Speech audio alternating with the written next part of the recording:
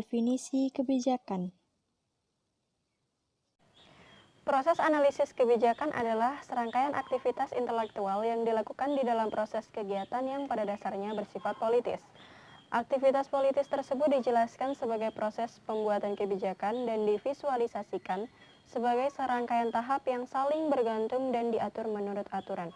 Penyusunan agenda, formulasi kebijakan, adopsi kebijakan, implementasi kebijakan, dan penilaian kebijakan. Analisis kebijakan dapat menghasilkan informasi yang relevan dengan kebijakan pada satu, beberapa, atau seluruh tahap dari proses pembuatan kebijakan bergantung pada tipe masalah yang dihadapi klien yang dibantunya. Menurut Dunn pada tahun 2003. Arus utama dalam pembuatan kebijakan yang berjalan saat ini biasa disebut sebagai model linear, model rasional, atau common sense. Dalam pembuatannya, mengandalkan hasil analisis rasional dan dianggap sebagai sesuatu yang objektif dan berimbang. Kebijakan disusun sebagai sejumlah langkah serial, dimulai dengan merumuskan isu dan masalah serta diakhiri sejumlah kegiatan untuk memecahkan masalah tersebut. Biasanya, urutan model linear dalam pembuatan kebijakan adalah 1. Mengenali dan merumuskan isu yang diperkirakan sebagai masalah. 2. Merumuskan segenap tindakan untuk mengatasi masalah. 3. Memberi bobot terhadap alternatif tindakan dengan mengenali risiko dan hambatan yang mungkin terjadi. 4. Memilih tindakan sebagai kebijakan yang tepat. 5. Pelaksanaan kebijakan. Dan 6. Evaluasi terhadap pelaksanaan kebijakan. Kelemahan pendekatan rasional tersebut dapat dilihat misalnya apabila memang anggaran, sumber daya, dan manajemen pelaksanaan kebijakan lemah. Oleh karena itu, pemegang kewenangan seharusnya dapat mengarahkan tindakannya untuk menjalankan solusi tersebut. Asumsi ini seringkali tidak dipenuhi. Di samping itu, informasi sebagai bahan untuk mendalami isu dan menetapkan masalah seringkali tidak cukup. Metode kuantitatif. Perbedaan antara metode kuantitatif dan kualitatif dapat juga dilihat dari pengumpulan dan analisis data. Pada model kualitatif, pengumpulan data biasanya tidak dilakukan secara random, tetapi dengan tujuan tertentu atau purposive. Menurut Erianto pada tahun 2007, metode kuantitatif merupakan metode riset untuk mengukur secara akurat tentang suatu perihal yang sedang dikaji. Sedangkan metode kualitatif lebih cenderung meneliti fenomena dan rincian deskripsi dari suatu perihal. Pendekatan partisipatif. Kepentingan pendekatan ini adalah pelibatan masyarakat. Pendekatan ini menekankan pentingnya proses sharing of knowledge antara peneliti dengan masyarakat. Proses analisis dilakukan bersama peneliti dan masyarakat setempat. Hasil analisis tersebut langsung dikembalikan kepada masyarakat untuk disusun rencana tindakan bersama. Ukuran dari pendekatan ini adalah terjadinya perubahan sosial. Analisis multikriteria. Analisis multikriteria merupakan metode analisis kuantitatif yang membantu memudahkan pengambilan keputusan dari berbagai situasi pengambilan keputusan dengan berbagai opsi yang tersedia. Terdapat berbagai metode yang dapat dikelompokkan dalam analisis multikriteria. Secara sederhana, metode ini membandingkan berbagai opsi keputusan dengan kriteria yang ditentukan dan melakukan pembobotan terhadap masing-masing opsi dan kriteria. Pemilihan opsi dan kriteria ini dilakukan dengan melibatkan peran serta para pakar atau pihak-pihak terkait dengan topik yang dikaji. Analisis stakeholder. Beberapa manfaat dari analisis stakeholder adalah 1. Memberikan gambaran jelas tentang stakeholder yang ada pengalaman dengan proses perencanaan partisipatif. 2. Memberikan kesempatan semua pihak untuk memahami kondisi dan dinamika masyarakat. 3. Memberikan data yang diperlukan untuk menentukan tujuan, sasaran, dan teknis pelaksanaan perencanaan pembangunan. Dan 4. Menyediakan data dasar bagi kepentingan evaluasi dan monitoring perencanaan partisipatif. Participatory Rural Appraisal. Focus Group Discussion atau FGD merupakan bentuk penelitian kualitatif di mana sekelompok orang yang bertanya tentang sikap mereka terhadap produk, layanan, konsep, iklan, ide, atau kemasan. Pertanyaan diminta dalam grup pengaturan interaktif, di mana peserta bebas untuk berbicara dengan anggota kelompok lainnya. Analisis prospektif. Analisis prospektif adalah suatu cara atau pendekatan untuk menganalisis beragam kemungkinan-kemungkinan yang terjadi di masa depan berdasarkan situasi saat ini.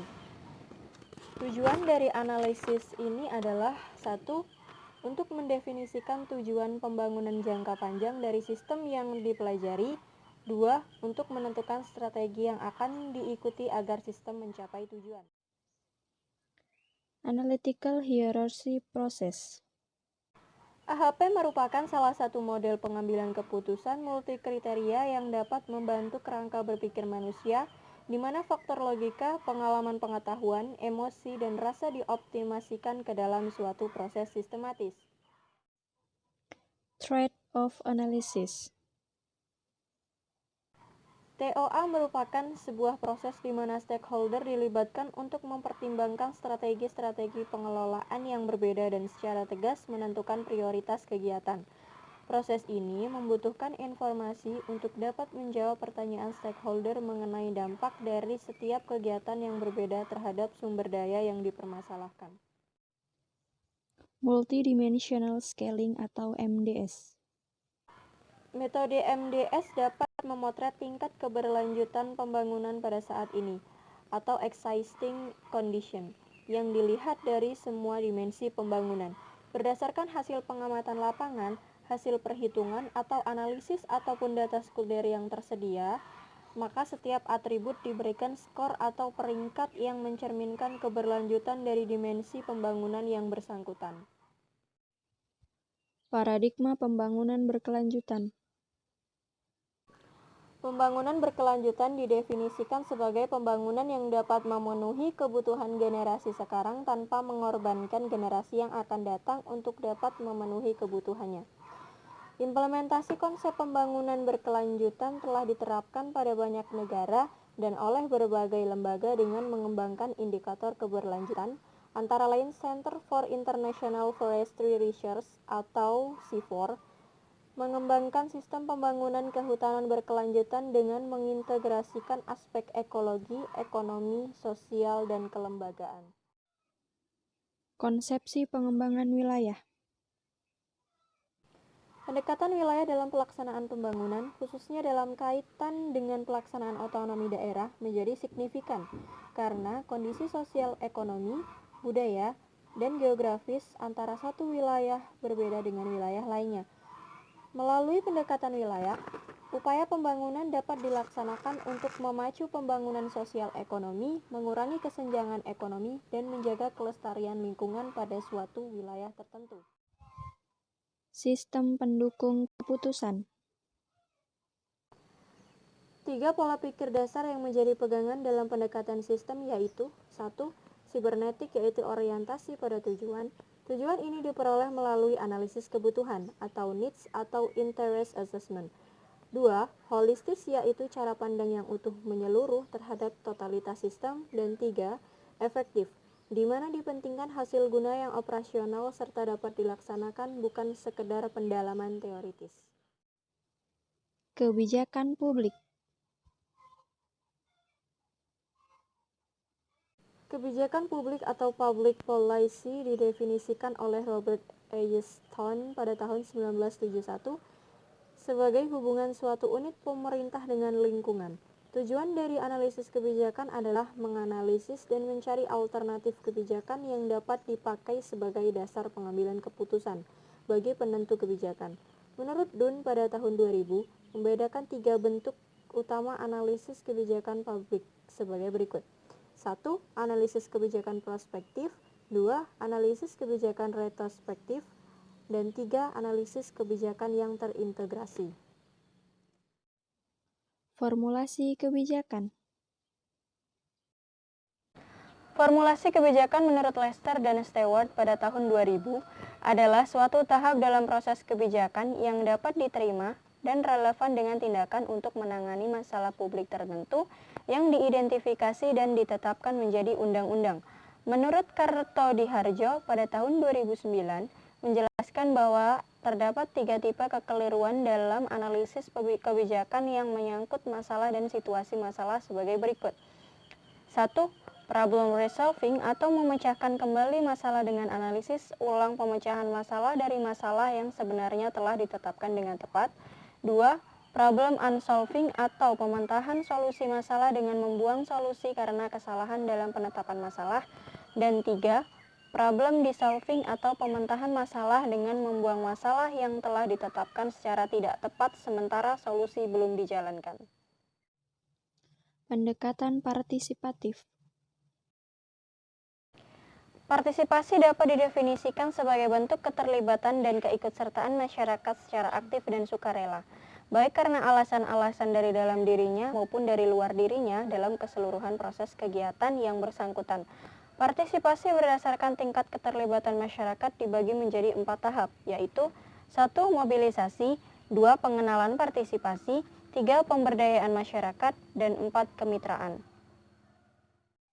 Stakeholder menurut Freeman pada tahun 1984.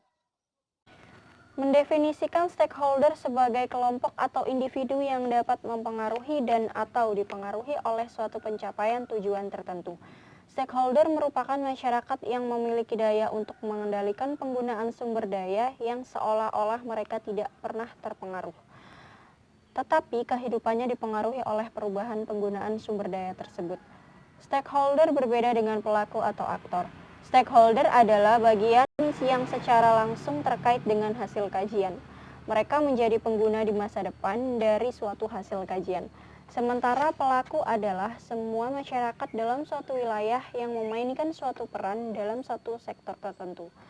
Mereka bukan kelompok sasaran atau target group bagi hasil suatu kajian. Teknik analisis stakeholder. Analisis stakeholder dijalankan dengan tahapan sebagai berikut. 1. Identifikasi stakeholder. 2. Merumuskan isu yang hendak dibahas. 3. Membuat daftar panjang. Dan 4. Pemetaan stakeholder. Analisis SWOT dan AHP. AHP adalah salah satu analisis dalam pengambilan keputusan untuk menentukan kebijakan yang diambil dengan menetapkan prioritas dan membuat keputusan yang paling baik ketika aspek kualitatif dan kuantitatif dibutuhkan untuk dipertimbangkan. AHP merupakan sebuah pendekatan pengambilan keputusan yang didesain untuk membantu menyelesaikan permasalahan dengan kriteria sangat kompleks yang diprioritaskan pada kriteria paling dominan. AHP juga banyak digunakan pada pengambilan keputusan untuk banyak kriteria, perencanaan, alokasi sumber daya, dan penentuan prioritas dari strategi-strategi yang dimiliki pemain dalam situasi konflik. Itulah tadi hasil pemaparan materi tentang analisis kebijakan dari saya. Semoga bermanfaat dan dapat diaplikasikan dalam kehidupan sehari-hari. Terima kasih telah menonton. Assalamualaikum warahmatullahi wabarakatuh.